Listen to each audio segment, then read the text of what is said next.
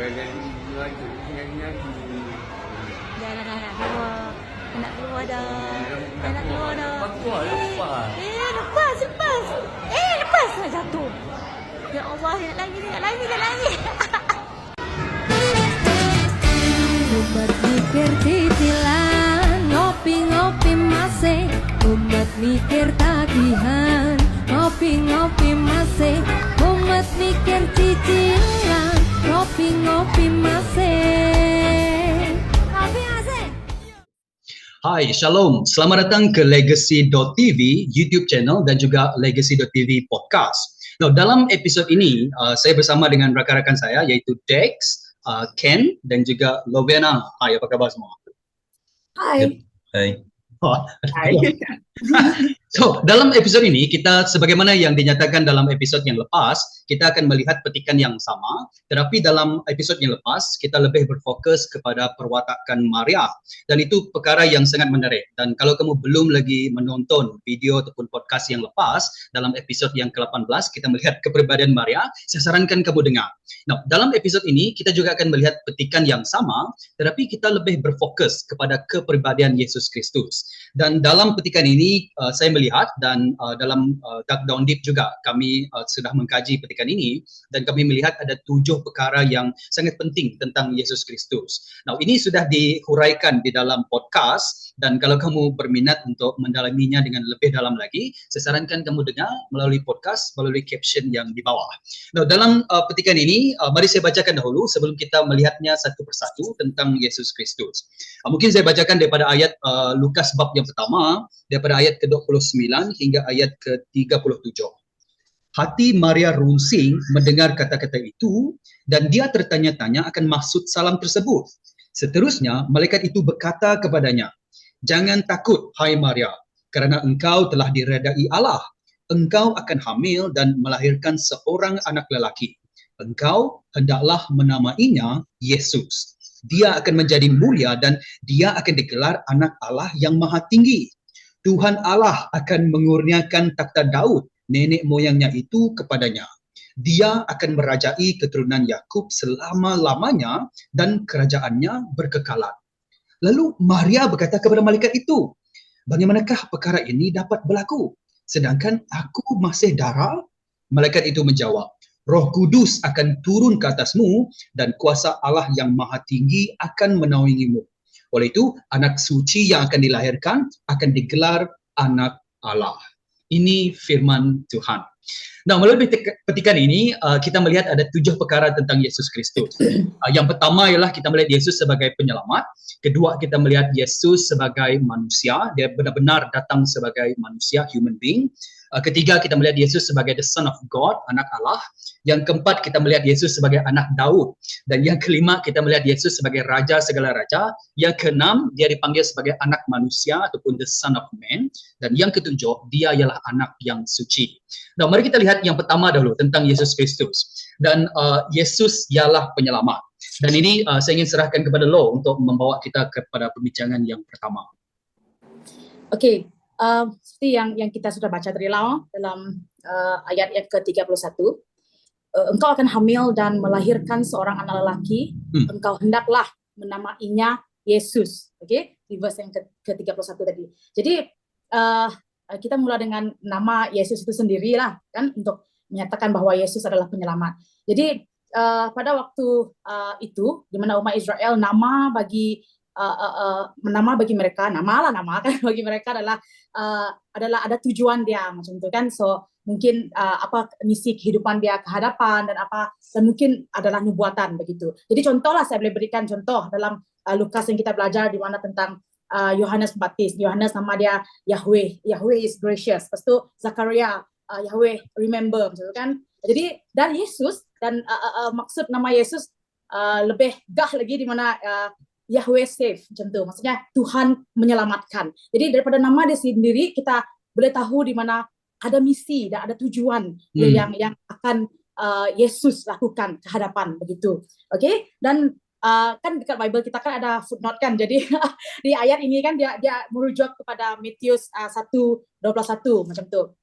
Jadi saya bacakan juga Matius 1:21. Maria akan melahirkan seorang anak lelaki, Hmm. namakanlah nama itu Yesus. Dia akan menyelamatkan umatnya daripada dosa mereka. Segala ini berlaku supaya terlaksanalah firman Tuhan melalui nabinya. Seorang anak darah akan mengandung dan melahirkan seorang anak laki, dan mereka akan menamai dia Immanuel, yang berarti Allah menyertai kita dalam bahasa Ibrani. Gitu. Yes. Jadi di verse yang 21 tadi itu kan kita sangat clear di mana katakan akan namakanlah anak itu Yesus, nama sudah diberi. Oke, dan dia akan menyelamatkan umatnya daripada dosa mereka. Jadi sangat direct di mana kita melihat bahwa yes, Yesus adalah penyelamat begitu. Dan itu juga footnote lagi kan ada bawah tuh. Dan di mana ini sudah digenapi daripada nubuatan yang sebelum di Yesaya. Oke, di Yesaya 7:14 saya baca juga. Yep. Oleh sebab itu, Tuhan sendiri akan memberikan tanda kepadamu. Sesungguhnya seorang anak darah akan mengandung dan melahirkan seorang anak laki. Dia akan menamainya Immanuel. Jadi seperti dalam Matius yang kita katakan tadi, dia akan dinamai Immanuel, bahwa Allah menyertai kita. Jadi kita sudah lihat nama Yesus, maksud nama dia, dan juga dialah Allah yang akan menyelamatkan dosa kita, dan juga dialah Allah Immanuel. Dan macam mana dia boleh menyelamatkan kita? Dan saya percaya kita pun sudah tahu bahwa dia menjadi manusia, dan dia harus mati untuk menebus dosa setiap kita. Dengan kematiannya dia menebus dosa setiap kita. Dan Yesus datang ke dunia dan menjadi manusia dan harus mati untuk menyelamatkan umatnya dari dosa, dan dia adalah Allah yang menyertai kita. Yes, Yesus adalah penyelamat. Yeah. Yes, it's a very common way untuk kita melihat Yesus sebagai penyelamat. Tetapi thanks to Lolo, dia mengajak kita untuk melihat apakah yang dalam nubuat tentang daripada nama Yesus sendiri itu saja sudah menyatakan bahwa dia memberi clue kepada kita bahwa dia ialah penyelamat. Dan beberapa kali juga kalau kita membaca Lukas bab yang pertama, bab yang kedua, yang seterusnya, kita mendapati contohnya apabila Maria dia menyanyi pujian, dia katakan, jiwaku meninggikan Tuhan, rohku bergembira kerana Allah penyelamatku. Dan begitu juga dengan Zakaria juga mengatakan bahwa dia telah mengurniakan kita seorang penyelamat yang berkuasa. Dan juga gembala, malaikat berkata kepada gembala bahwa penyelamatmu ataupun penebusmu sudah dilahirkan di Bethlehem sekarang. Dan berkali-kalilah tentang Yesus sebagai penyelamat. Now, ada apa lagi yang kamu boleh yang lain apabila apa perhatian kamu orang apabila kamu melihat bahwa Yesus ialah penyelamat? Anything that come to your mind dan sebagainya. Ken?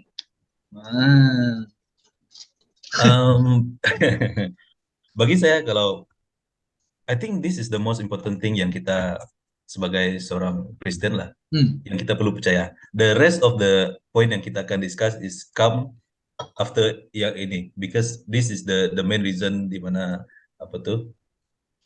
Tuhan Allah hadir dalam menjadi manusia dalam keadaan jadi anak Allah, kan, hadir untuk menyelamat, Pak.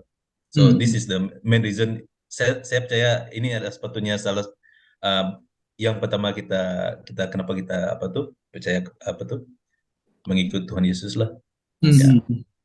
Bagi saya lah, best point. Dex, how about you? What do you think about it? Kalau pada saya sendiri macam Brother Ken cakap, sebab ini adalah poin pertama, dan lepas kita pergi kepada poin 2-7 nanti, saya melihat dia menjawab bagaimana Yesus menjadi penyelamat. How come?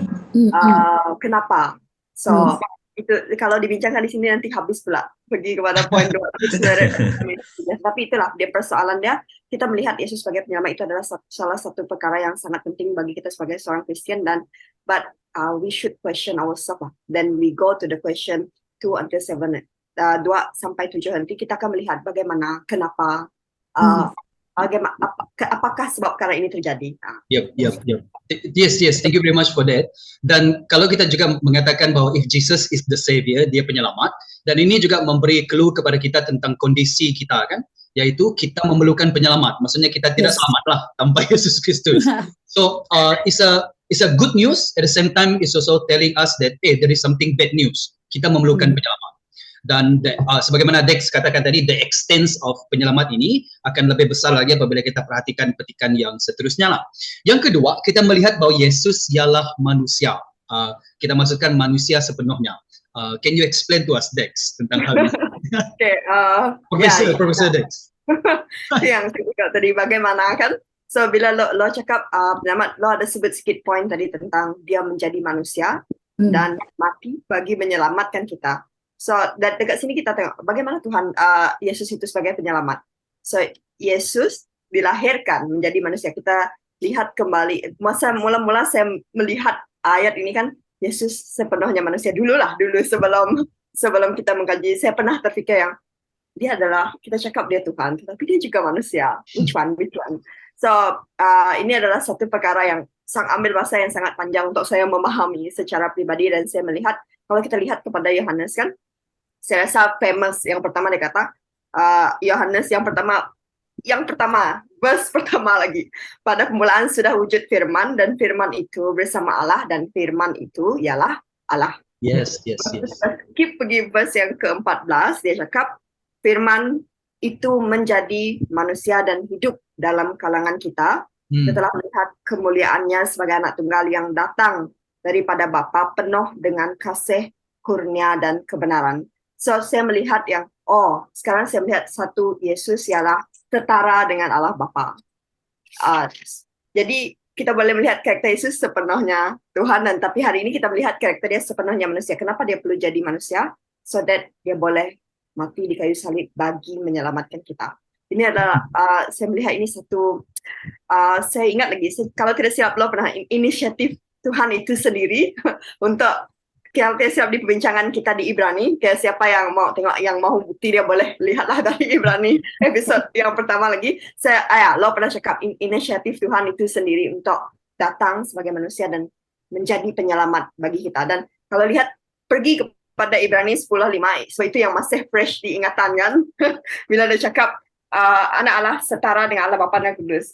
Dia cakap dia datang ke dunia, diberi nama Yesus, barulah dia mengambil bentuk manusia. So saya ingat lagi lo cakap masa perbincangan, dia cakap inisiatif Tuhan, dan hari ini kita melihat lagi ini adalah kasih karunia Tuhan untuk turun sebagai manusia sepenuhnya, bukan separuh Tuhan, bukan separuh manusia, tetapi sepenuhnya manusia, termati di kayu salib, memungkinkan dia termati di kayu salib bagi menebus dosa kita. Wow, interesting. hanya 2 poin saja kita sudah melihat the progressive of kebenaran dalam Alkitab. Kita katakan Yesus sebagai penyelamat daripada dosa kita, dan cara dia menyelamatkan kita mati di kayu salib. Tapi kalau untuk dia mati di kayu salib, dia harus menjadi manusia baru boleh mati, kan? Dan ini kita melihat Yesus datang sebagai manusia, sebagaimana yang dipetik dalam Yohanes bab yang pertama ayat yang ke-14 itu tadi. It's interesting. Tapi pada masa sekarang kan, ramai mungkin dulu kita, kadang-kadang kita diajar bahwa bukan kadang-kadang lah, kita selalu diajar dan diajar dengan bagus bahwa Yesus ialah Tuhan. Tapi sometimes kita tidak melihat tentang kemanusiaan Yesus Kristus. Saya rasakan apabila kita melihat tentang kelahiran Yesus Kristus ke dunia, kita lebih menghargai juga another side of Jesus, yaitu Yesus juga sepenuhnya manusia. Ini ada komen from you guys about this, selain daripada kucing dekat belakang Lolo tadi. Yang paling bestnya lah kan apabila Yesus menjadi manusia, dan seperti yang kita pelajari sebelum ini tentang Ibrani, di mana Yesus mengalami apa kita rasa macam itu sebagai manusia kan. So dia ada dan setiap cobaan yang dia lakukan juga mungkin cobaan yang lebih daripada kita. Jadi apabila kita mengalami cobaan kan, sebenarnya Tuhan lagi lebih dan dia mengalami dan memahami siapa kita macam itu kan. So dia juga pernah menjadi manusia begitu. Jadi dan kadang-kadang kan kita mau compare kan, Tuhan pun pernah menjadi manusia. Jadi dia merasai dan tahu apa yang saya lalui sebagai manusia lah, macam tu. Ya, itu yang bagi saya wow macam tu. Bukan cakap sombong lah kan, tapi hanya Tuhan kita yang kita kenal melalui Yesus Kristus yang boleh mengatakan bahwa I can feel the way you feel, sebab dia sendiri pernah menjadi manusia. Dan sekarang juga remain to be human bersama dengan Tuhan di sebelah kanan Allah Bapa. So, Ken, how about you? Maybe yes. Tapi since semua sudah coverkan tentang kenapa Yesus menjadi manusia, tapi saya mau sentuh pasal yang last week kita belajar tentang Lukas chapter 2 last week kan, yang Yesus walaupun dia sebagai seorang manusia, dia menjadi fully human being, tetapi dia adalah manusia yang sempurna. Kita Yes. ingat Wow. yang memenuhi Yes. hukum Taurat. So dia datang dengan kerendahan, tetapi dia memenuhi semua, menyempurnakan hukum-hukum Taurat dulu. So which mean bagaimana kita mau mengenal penyelamat kita, kan? Yeah. Dan penyelamat kita is someone yang sempurna. All the law that yang sudah ada dulu kan disempurnakan oleh dia. Dan macam mana kita mau menyempurnakan that law kalau kita tidak kenal Tuhan kita, Yesus Kristus penyelamat kita. And then through him lah baru kita boleh diselamatkan lah. Bagi saya tengok dia macam tu. Saya boleh sentuh di situ saja. Yeah, I think it's a very important point yang Yesus manusia tapi dia juga manusia yang sempurna. So kita sudah cover two things. Engkau akan hamil dan melahirkan seorang anak lelaki, dan engkau hendaklah menamainya Yesus. Jadi kita sudah melihat Yesus sebagai penyelamat oleh kerana namanya, dan kita melihat kemanusiaan Yesus. Mari kita lihat yang ketiga pula, yaitu bahwa Yesus dikatakan ayat ke-32, dia akan menjadi mulia dan akan digelar anak Allah yang maha tinggi. Now Ken, Professor Ken, what can you explain about this? Now, untuk nama anak Allah ni is very special sebenarnya. Saya tidak perlu sentuh tentang kenapa definition anak Allah. Anak mesti ada bapa ke melahirkan, saya tidak perlu sentuh dekat situ. Tapi kita tahu bahwa satu connection yang istimewa ataupun apa kita cakap Unik lah. Relationship, Ya. relation yang unik. Kalau last point yang kita bincangkan tentang Yohanes pun akan jadi mulia, tetapi dia is the very different between Jesus and Yohanes. And then saya ingin katakan kan kalau the best thing yang kita boleh lihat dalam even dari Dex ada sentuh tentang Yohanes 1:14 kan, tentang Yohanes 1:14 is about Firman itu menjadi manusia dan hidup dalam kalangan kita. Kita telah melihat kemuliaannya sebagai anak tunggal yang datang daripada Bapa, penuh dengan kurnia, kasih karunia dan keberanian. Di situ juga telah menyebut tentang anak Allah. Dan secara general dalam Perjanjian Baru, anak Allah disebut dalam 47 kali kalau tidak silap saya. Okay, that is very important. Dia satu gelaran yang sangat-sangat kalau kita tengok dalam Yohanes 5 kan 18-24, itu satu gelaran yang sangat surgawi bagi anak yang kekal sama dengan Allah Bapa. Dalam Matius 11 kan dialah yang menyatakan Bapa. Dalam Yohanes 17 dia memiliki kemuliaan bersama Bapa sebelum dunia ini ada. And then kita boleh tengok the final yang boleh kira letakkan tanda nota dalam persoalan kan, di mana ada kejadian dalam Matius 26 63 sampai 64 kan, di mana dia ditanya oleh para ketua agama pada masa itu kan. And then after dia tanyakan, dia jawab dialah anak Allah. And then seperti yang dinyatakan dalam Daniel kan, Daniel 7. And then the respon yang ada kepada ketua agama is dia menyatakan ayat yang kufur kan. Ya, Menyatakan ayat kufur ya. because they know bila Yesus menyatakan bahwa dia adalah anak Allah, dia ada satu keistimewaan di mana kekuasaan Tuhan Allah Bapa ada di dalam Yesus. So that's why dia orang menyangkal pada masa itu. So that is the main point untuk anak Allah yang kita lihat di sinilah is very unique and then very special lah in that way. Yeah. Just want to add a little bit more tentang istilah anak Allah itu juga. Kalau kita lihat dalam Perjanjian Lama, ada yang cuba menyangkal bahwa anak Allah ini adalah istilah yang biasa-biasa. Contohnya apabila para malaikat juga dipanggil sebagai anak-anak Allah, the children of God. Para raja juga dilihat sebagai son of God, dan juga para imam dan sebagainya. Tapi sebagaimana apabila kita melihat Yesus, apabila dia language yang Yesus gunakan dan bahasa yang Yesus gunakan dan memanggil Tuhan sebagai Bapa, itu menjadikan keunikan Yesus ini sebagai anak Allah yang sangat-sangat unik. Contohnya apabila kita melihat tentang Yesus dibaptiskan kan, apabila Yesus dibaptiskan, Bapa mengatakan inilah anakku yang aku kasihi, in whom I'm well pleased. This is my son, Bapa katakan. Sekali masa baptis, sekali lagi masa di atas gunung. Dan juga satu lagi tindakan para orang guru agama ataupun orang Yahudi pada ketika itu, kata-katanya dalam Yohanes bab yang ke-5 ayat ke-18. Kata-kata Yesus ini mengukuhkan lagi niat orang Yahudi hendak membunuhnya. Bukan saja dia melanggar hukum hari Sabat, malah juga mengatakan Allah itu Bapanya, yaitu menyamakan dirinya dengan Allah. Jadi istilah anak Allah itu untuk Yesus, dia menyamakan diri dia dengan Bapa kita yang di surga, yaitu kelahiran Yesus Kristus.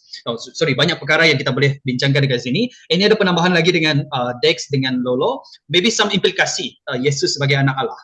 Mungkin kamu boleh bandingkan sedikit dengan, tadi sebab Yesus manusia kita boleh dekat dengan dia, tapi sekarang dia anak Allah. Kita bukan hanya geng-geng dengan Yesus macam my brother macam tu, tapi dia ialah Tuhan yang kita sembah. So this bagi balance dengan kita between respect dan juga closeness with Jesus. Any other things?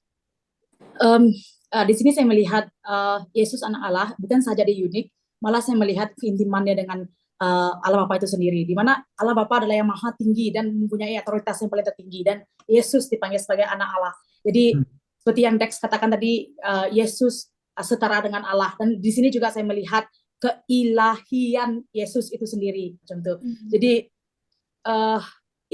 sesuatu yang saya harus pandang tinggi, macam itu. Memang setara dengan Allah dan juga anak Allah, dan dia bukan saja unik dan yang tertinggi lah begitu, dan juga ilahi macam itu. Wow. Yes. Dex?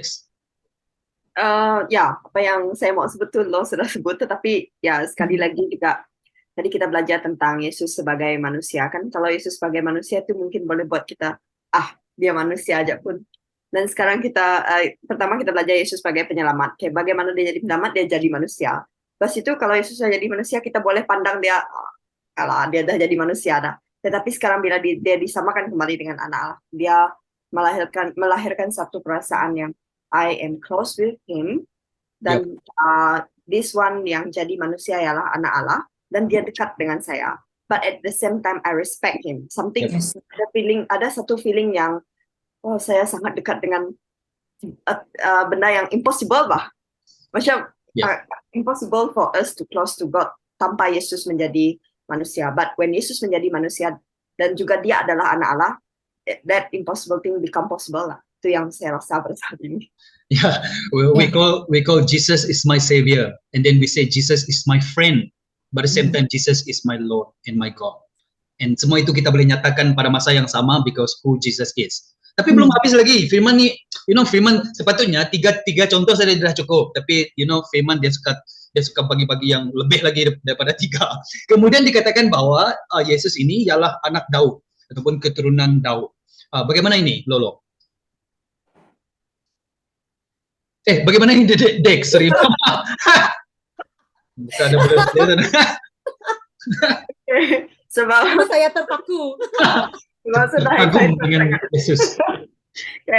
So Yesus sebagai anak Daud kan, masa saya baca ni saya rasa kenapa apa yang important sangat Yesus ini sebagai anak Daud. There must be something kalau perkara itu disebut di dalam firman Tuhan itu sendiri. Ada sesuatu yang kita perlu lihat kenapa. So dulu bila saya membaca firman Tuhan terutama Matius 1 kan, saya lihat banyak betul nama orang, salah silah keturunan ni. But bila kita lihat hari ini, benda itu sangat penting untuk kita melihat dari mana, siapakah nenek moyang kepada Yesus, kenapa benda ini ditulis, dan apa pentingnya di situ. Dan kalau kita melihat apa janji Tuhan dengan Daud sendiri, saya membaca, ada lagi rujukan lain, tapi ini rujukan saya secara pribadi ialah 2 Samuel 7, 12 hingga 16 kan, apa yang Tuhan katakan pada Daud bila dia mati akan lahir. Terlihat akan ada seorang daripada keturunan dia, dan last ayat tu yang sebenarnya kerajaan yang tidak akan tergoncangkan.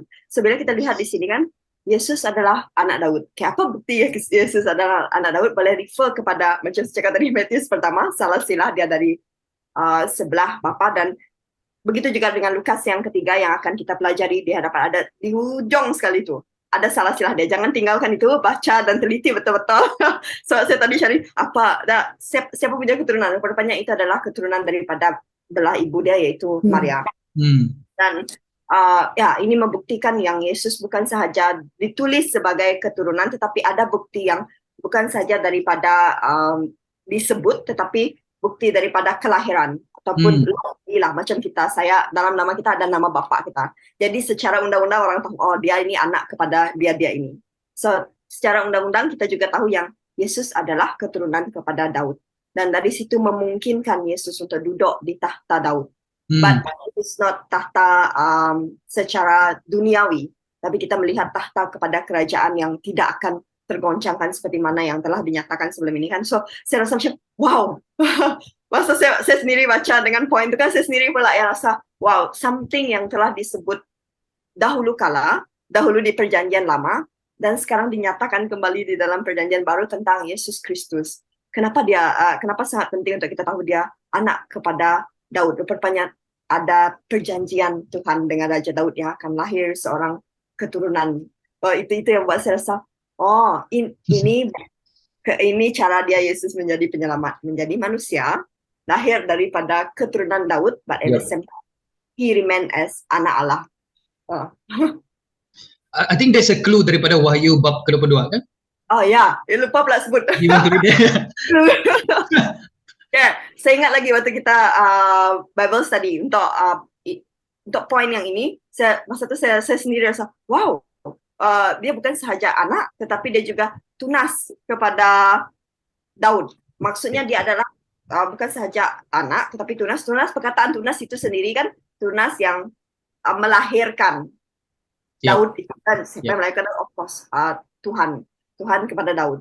Itu yang saya rasa macam bagaimana dia boleh jadi Tuhan tetapi pada masa yang sama dia boleh menjadi anak. So there is nothing, ini yang dikatakan the context of nothing is impossible in God. Yes. Yes, thank you very much, Dex. Settlenya. Okay, Ken, do you want to say anything more about anak Daud ini? Selain daripada apa tuh? Ini satu perjanjian di antara Tuhan dengan Daud pada dulu kan, dan akan datang seorang. Saya melihat dia cuma salah satu daripada apa tuh, penunaian janji Tuhan kepada umat pada masa itulah. Penunaian janji. Maksudnya this is the coming of your savior. Apa tuh macam satu nubuat, pengenapan nubuat. Daripada definisi anak Daud. I think Dex pun sudah banyak sangat tadi itu kan, Dex. Lolo, how about you? Okay, tadi Dex katakan tentang perjanjian Daud, Tuhan dengan Daud kan. Saya pernah belajar sebelum ini tentang apa kita panggil lineage, aliran darah, itu kan saya sebut. Orang Yahudi begitu ya. Jadi di mana orang Israel orang pilihan Tuhan begitu. Jadi apabila Dex katakan tentang takhta Daud kan macam itu kan, di mana saya melihat memang satu pembuktian di mana kata-kata dan janji-janji Tuhan lah terus seiringan berjalan bahwa akan ada raja yang akan lahir daripada keturunan Yahudi juga dan orang pilihan Tuhan, dan tadi saya berpikir wow, pasti dia lebih besar lagi daripada Daud itu sendiri, bahwa dia adalah raja orang Yahudi, Yesus adalah raja Yahudi, dan dia pasti lebih besar, lebih tinggi lagi dia punya daripada Daud itu sendirilah. Itu yang tiba-tiba saya berpikir ya.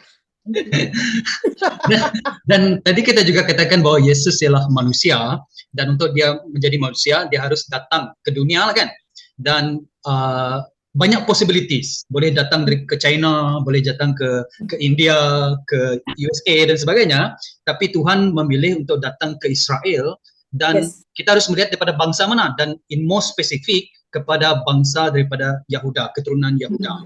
Dan ini juga menunjukkan kepada kita bahawa spesifikasi bukan hanya nubuat tentang Yesus akan lahir daripada keturunan mana dan sebagainya, tapi ianya juga menunjukkan kepada kita bahawa apabila Yesus datang, dia datang sebagai seorang Yahudi, dan dia datang sebagai seorang yang from the lineage king, raja daripada Raja Daud dan sebagainya. Dan apabila kita bacakan raja-raja dalam perjanjian lama, kita mendapati bahawa banyak raja-raja yang ada yang bagus, ada yang tidak bagus, kebanyakannya tidak bagus, but it's a very flawed example of king. Tapi bagaimana yang Ken katakan tadi, Yesus ialah manusia yang sempurna. Kita juga melihat Yesus sebagai Raja Daud, Raja di takhta Daud yang sempurna. Dan Yes. lebih daripada itu jugalah. Dan untuk pengetahuan kita juga, istilah untuk macam Yesus ialah Kristus, Yesus ialah Mesaya, ataupun yang diurapi, itu semuanya merujuk kepada Mesaya, yaitu anak Daud yang dinyatakan dalam perjanjian lama.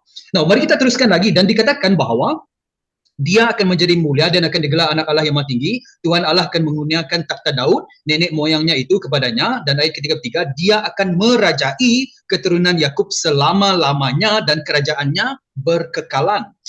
Satu lagi yang kita perhatikan tentang Yesus ialah kita melihat bahawa dia ialah raja segala raja. Now that is sangat important juga. Kalau tadi menurut nubuat dalam perjanjian lama, iaitu Yesus akan menjadi raja daripada keturunan Daud, as if limited, sebab itu kepada Israel. But now we can see that Yesus bukan hanya khusus kepada bangsa Israel, walaupun dia datang untuk bangsa Israel dahulu, tapi Yesus juga datang untuk segala bangsa. Yesus juga raja segala raja. Dan nubuat tentang daripada keturunan Yakub ini ialah daripada Kejadian. Let me see, betul ke tidak saya punya? Okay, ya. Kejadian bab yang ke-49 ayat yang ke-10, salah satu nubuat lah kan. Cokma, iaitu tongkat, cokma kuasa tidak akan berpindah daripada Yahuda maupun tongkat kerajaan daripada di antara kakinya, hingga datanglah dia yang berhak atasnya, kepadanya bangsa-bangsa, plural, bangsa-bangsa akan tunduk kepadanya. So ini juga melihat Yesus sebagai raja segala raja. Ini juga kita baca dalam kitab Wahyu, King of Kings. Dan ini berkaitan juga dengan hal yang keenam tentang Yesus, yaitu dia anak manusia, the Son of Man. I think banyak perkara yang saya boleh jelaskan tentang Son of Man, tapi just cukup untuk saya bawa kita untuk melihat di dalam Daniel. Dah lari dah saya punya mark tadi. Daniel bab yang ke-7 ayat ke-13 hingga ke-14. Let me see ya.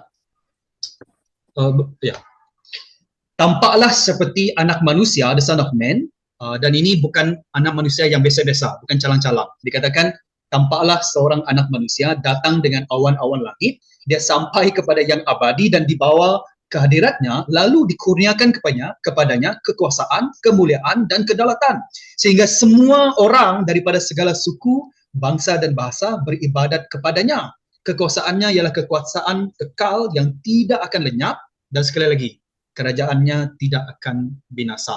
So itu kita melihat istilah untuk anak manusia, istilah yang Yesus sering kali gunakan. Ada sebab dia, kenapa dia menggunakan nama anak manusia. Tapi ini kita melihat bahawa pentingnya untuk kita melihat bahawa Yesus juga sebagai anak manusia, sebab ini juga telah dinyatakan di dalam Alkitab, dan pada masa sama kita melihat these are non-ordinary human. He is more than that. Raja segala raja dan juga anak manusia. Ini ada penambahan lagi dengan yang lain. I think banyak benda come to my mind lah. So, Kalau daripada saya sendiri, dia bukan lebih kepada penambahan lah. Dia macam, sekarang kita nampak something yang even more bigger lah. Daripada tadi kan, kalau orang yang baru mengetahui bahawa Yesus adalah penyelamat, you are not going to simply say, saya telah diselamatkan, tetapi tidak mengetahui adakah kamu betul-betul diselamatkan. Tapi bila kita melihat alur cerita di dalam alur penulisan ini kan, sangat-sangat interesting. I found it very interesting pada saat ini. Dia adalah penyelamat, kemudian menjadi manusia. Bagaimana dia menyelamatkan? Menjadi manusia.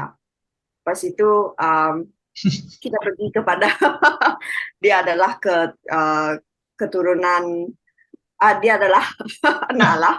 Okay. So menjadi manusia tetapi tetap anak Allah. So we are very yang diselamatkan very close dengan dia, but at the same time very close in something that is impossible become possible, very close dengan manusia yang tetapi dia juga adalah Tuhan. And then kita melihat kepada anak manusia ini, dia lahirkan sebagai manusia, tapi dalam manusiawi dia adalah keturunan Raja Daud, dan kita tahu adalah orang Yahudi dan orang Israel.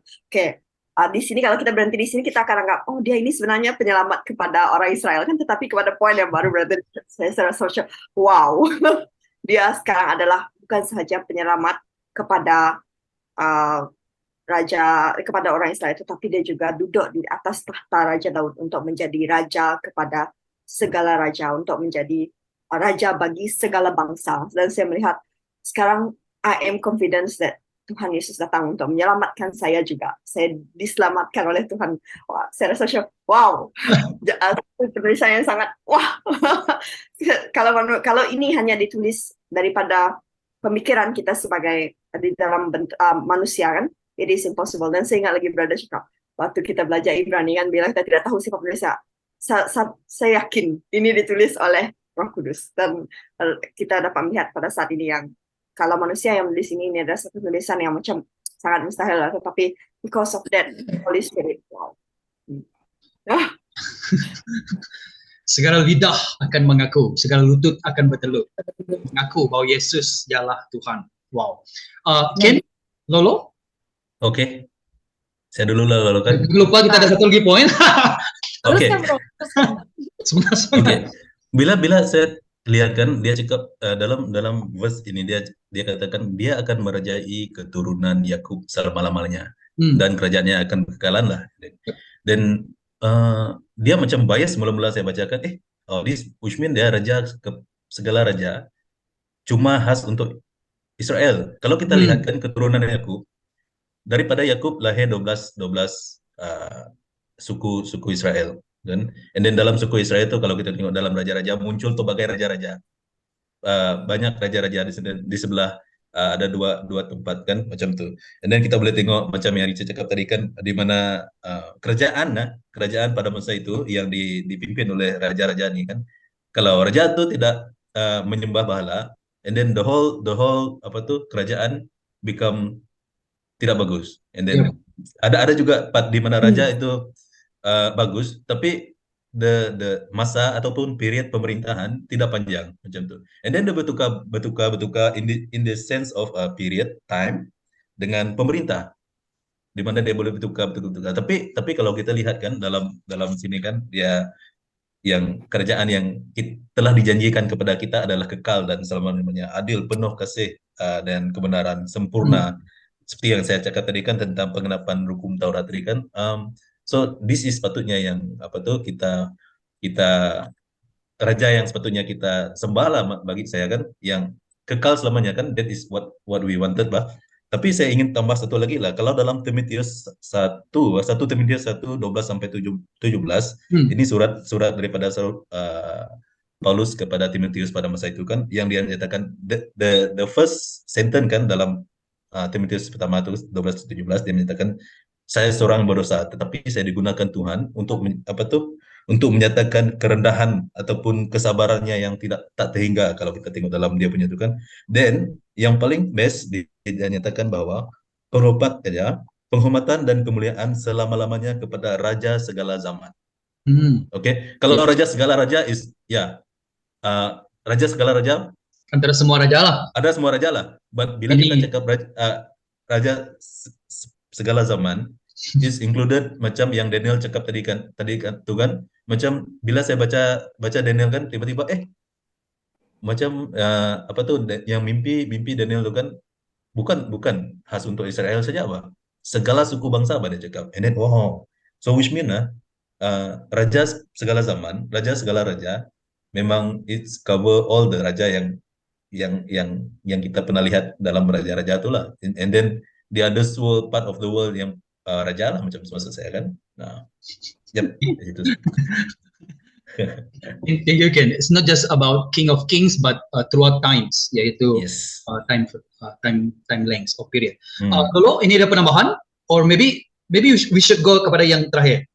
Alright, yang terakhir kita melihat sebagai Yesus sebagai anak suci. Yes. Ya. Oke, Yesus sebagai anak suci, mari kita lihat di Lukas yang ke-35 lah. Tanda saya pun hilang dah. Itulah tadi saya pun jadi tanda-tanda. Oke, so 35 katakan begini. Malaikat itu menjawab, Roh Kudus akan turun ke atasmu dan kuasa Allah yang Maha Tinggi akan menaungimu. Oleh itu, anak suci yang akan dilahirkan akan digelar anak Allah. Gitu. Jadi apabila kita lihat di ayat 35 ini kan dikatakan oleh itu anak suci, ataupun kita boleh katakan the holy one, ataupun kita boleh katakan disebut kudus, begitu, yang akan dilahirkan dan akan digelar anak Allah. Jadi apabila kita lihat daripada awal-awal kan ayat 35 katakan roh kudus. Jadi roh yang kudus, roh kuduslah kudus suci. Jadi pasti akan membuatkan ataupun menghasilkan sesuatu yang kudus, betul? Jadi ya, dan apabila kita lihat lagi kuasa Allah yang maha tinggi. Oke, kuasa Allah yang maha tinggi, yang mempunyai otoritas, dan dia juga Allah maha mulia, kan, dan maha kudus. Dan apabila kita lihat lagi Yesus menjadi anak Allah. Jadi dari sini kita melihat memang dia punya itu memang sudah kudus. Contohnya kan memang kudus. Kalau Allah kudus, anak dia juga harus kudus. Dan Roh Kudus adalah kudus, dan jadi hasilnya juga harus kudus dan suci. Dan di sini juga saya ada seperti yang kita belajar sebelum ini, di mana ada kenyataan ataupun bukti yang menyatakan dalam Alkitab bahwa Alkitab di mana Yesus adalah suci. Oke, so saya bawa kita dalam 2 Korintus 5:21.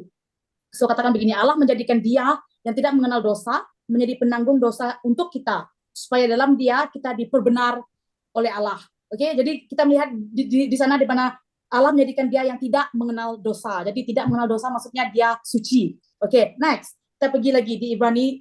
Ini sangat fresh apabila kan kita baru saja belajar kan, tentu kan. So kita Ibrani 4 ayat 15 katakan, kita tidaklah mempunyai imam besar yang tidak dapat merasakan kelemahan kita. Sebaliknya dalam segala hal dia telah menghadapi godaan seperti yang kita hadapi, tetapi dia tidak melakukan dosa. Lain sekali Tuhan itu ada, Yesus itu adalah suci. Dan last dalam Lukas 4:34, oke? Dan katakan begini, engkau yang suci daripada Allah. Jadi yang katakan yang mengatakan pernyataan ini adalah daripada roh iblis pada waktu itu, oke? Semua baca biar sampai habis. Lukas 4:34. Oke, so pada masa itu Yesus pergi ke kota Kapernaum kan, so ada orang yang dirasuk oleh roh iblis, dan dia melihat Yesus dan dia katakan ini, engkau yang suci daripada Allah. So roh iblis juga mengatakan bahwa Yesus yang suci. Jadi di sini saya melihat bahwa Yesus semasa dia menjadi Tuhan, dia 100% suci, dan juga apabila dia menjadi manusia, dia juga adalah 100% suci, dan dia tidak bercela, dan selamanya dia suci dan dia tidak bercela. Yes, Yesus adalah anak suci. Yes. Dan wow, sangat-sangat menarik. Dan salah satu perkara yang in the theological punya realm, sometimes mereka question about adakah Maria suci ataupun tidak. Tapi ini pada pandangan saya sendiri, saya melihat Maria yang melahirkan Yesus, dia manusia seperti kita semua. Dan kita saya rasakan Maria juga berdosa. Dan persoalan tentang soalan itulah, kalau Maria berdosa, macam mana dia boleh melahirkan Yesus sebagai anak yang suci? Dan itulah yang dijelaskan oleh malaikat kepada Maria. Doesn't worry, ataupun tidak ada yang mustahil bagi Tuhan. This can happen. Walaupun Maria tidak sempurna, tapi dia boleh melahirkan Yesus anak yang suci, kerana dikatakan bahawa Roh Kudus akan turun ke atasmu dan kuasa Allah yang maha tinggi akan menaungimu. Dan itu penting kan loh. I like that point apabila kamu sangat-sangat menekankan bahawa Yesus suci, kerana kita perlukan penyelamat, bukan hanya manusia untuk mati di kayu salib, bukan hanya Tuhan untuk mengambil semua dosa kita, tapi kita memerlukan penyembahan ataupun persembahan, the sacrifice yang suci. The Lamb of God mesti suci supaya dia boleh memenuhi semua kehendak Tuhan untuk mati di kayu salib bagi kita. So all this gel together in come together. Saya ni dah sampai kepada penghujung dah ni. Okay, sorry. Tentang poin anak suci, ini penambahan lagi ataupun observation lain daripada Dex ataupun Ken? Sebelum kita kesimpulkan semuanya.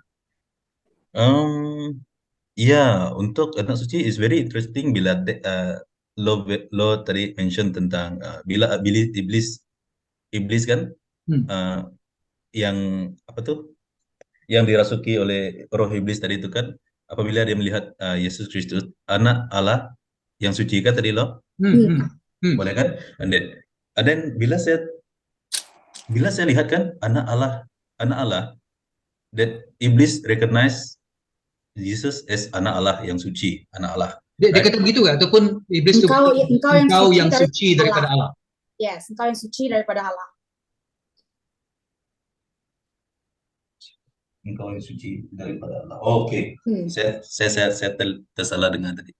But bila saya lihat kan, saya mau kaitkan dengan satu daripada apa yang ada dalam Ayub 1:6 dulu kan, yang dia katakan pada suatu hari datanglah anak-anak Allah menghadap Tuhan dan di antara mereka datanglah juga iblis. Oke, maksud saya kan macam this something yang sudah dikarang, macam it's very detail dan sempurna bagi saya. Macam dia datang ke bumi menjadi manusia, and then iblis recognize. Ya, kan you see the connection. Iblis recognize dia adalah suci. Engkau yang suci daripada Allah, ya. Ya, it's not that bukan kita memerlukan kesaksian daripada iblis untuk Amin, dialah. Untuk kita tahu bahwa Yesus ialah suci, sebab banyak petikan lain yang kita sudah perhatikan tadi kan, melalui Injil, melalui Rasul Paulus, Rasul Petrus, Rasul Yohanes, Ibrani dan sebagainya. Tapi sedangkan roh jahat ataupun iblis, they can recognize. Sebab Tuhan itu spirit, God is spirit in the real form. Dan roh jahat juga spirit kan, dan dia boleh mengetahui siapakah Tuhan Yesus yang sebenarnya. Kesaksian iblis tidak penting, tapi apa yang iblis katakan itu benar. Engkau yang suci daripada Allah. So kalau orang cakap, saya tak sukalah sebab Lolo kata Yesus ialah Tuhan, anak Allah. Dex yang cakap, saya tak percayalah. Kalau kamu tak percaya dengan semua ni, walaupun kesaksian iblis tak penting, sedangkan iblis pun tahu yang Yesus ialah anak suci, anak yang engkau yang suci daripada Allah. Seperti Yakobus cakapkan, sedangkan demon know who is God. Yes. Sorry. Dex, ini ada penambahan dekat sini tentang anak suci? Sekarang saya terfikir yang this is the right time kalau kita bersemukakan untuk nyanyi lagu pujian penyembahan. Wow, saya lagi sangat full dengan very full, very content dengan apa yang kita sudah pelajari. Saya lepas ni macam mau menyanyi. That is my right now lah. Alright, I think yes. Maybe let us begin sekali lagi. Okay, kita sudah melihat keseluruhan tentang Yesus, tapi you got to understand kan, kita understand that this is not just tujuh tentang Yesus. Banyak lagi tentang Yesus. Contohnya, Yesus ialah hamba Allah. He is the servant of God. Dan Yesus juga ialah banyaklah perkara. Yesus ialah jalan keselamatan dan sebagainya. Tapi tujuh ini saja kita sudah melihat kehebatan, kemuliaan, kedaulatan Yesus. Apabila kamu mendengar segala perkongsian kita tadi kan, sebagai closing, what are some thought come to your mind selain pada Dex tadi kan you want to worship him?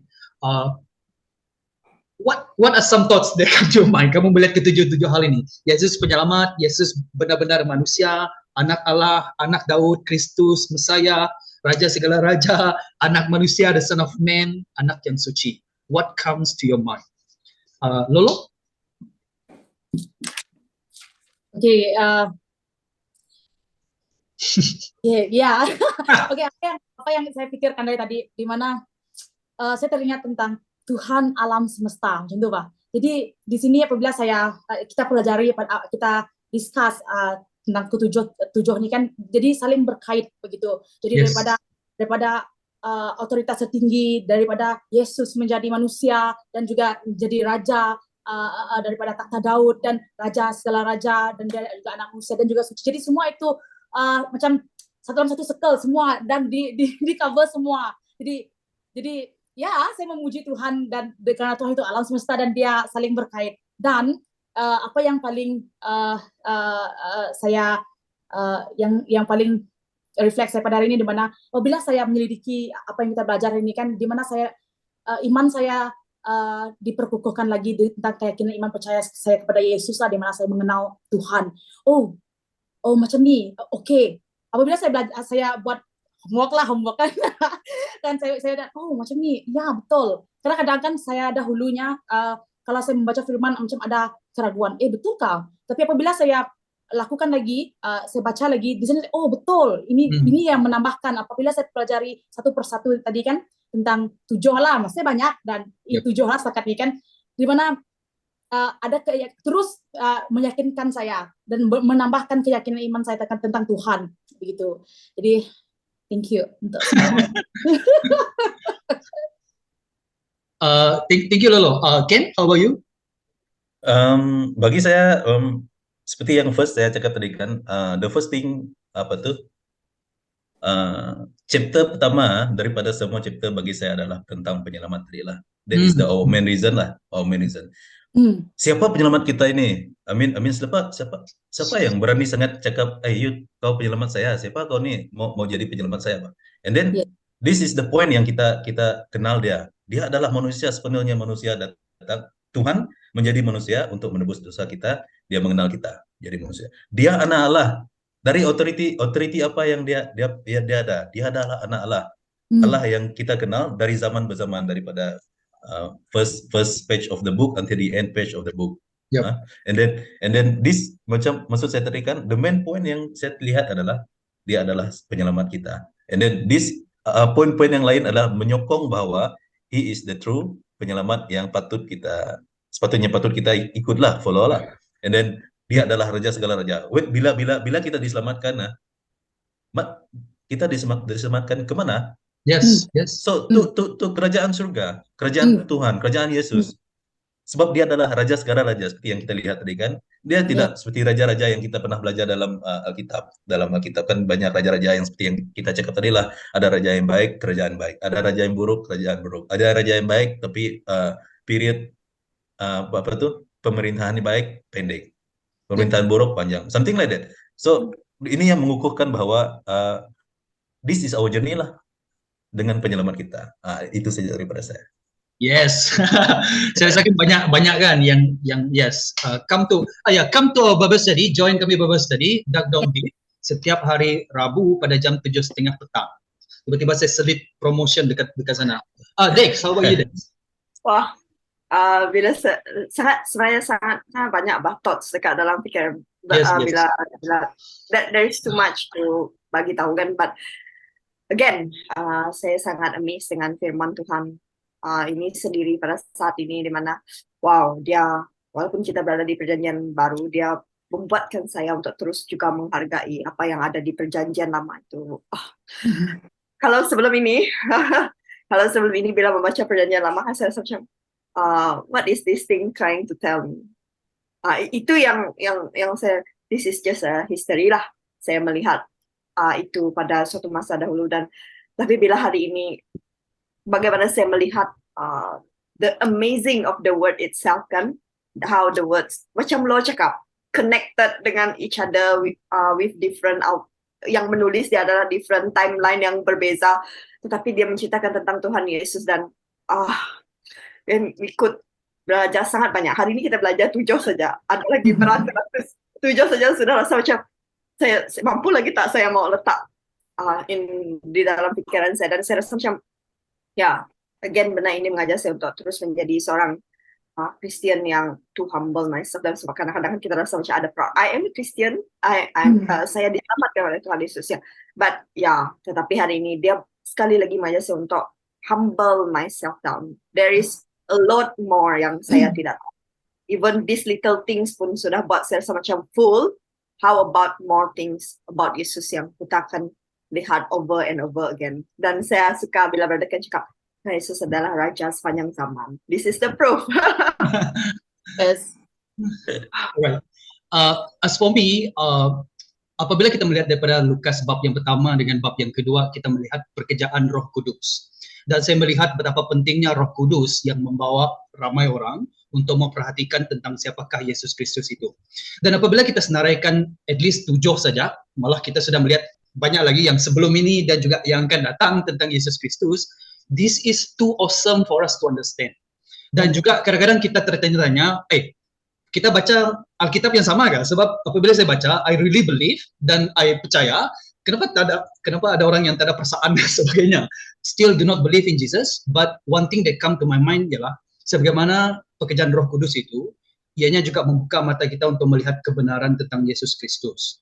Dan di mana kebenaran yang ini sangat awesome, terlampau awesome untuk kita letakkan dekat minda kita, Roh Kudus yang menjadikannya apa? Sebab minda kita, saya bayangkan minda kita limited, tapi hati kita unlimited. So Tuhan meletakkan daripada minda pergi ke hati kita unlimited dengan Roh Kudus, sebab this is too much to understand.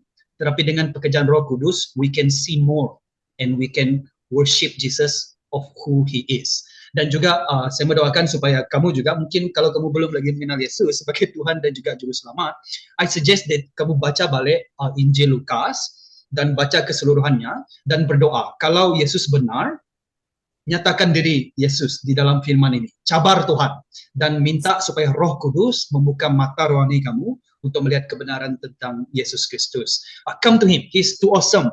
Dan you will miss so much kalau kamu tidak mengenal siapakah Yesus Kristus itu. Now, sehingga kita berjumpa lagi dalam episode yang akan datang dengan banyak lagi hal-hal yang awesome from the Word of God. May the Holy Spirit be with you dan juga memberkati kita di sini. Dalam nama Tuhan Yesus Kristus, saya telah berdoa. Amin. Bye-bye.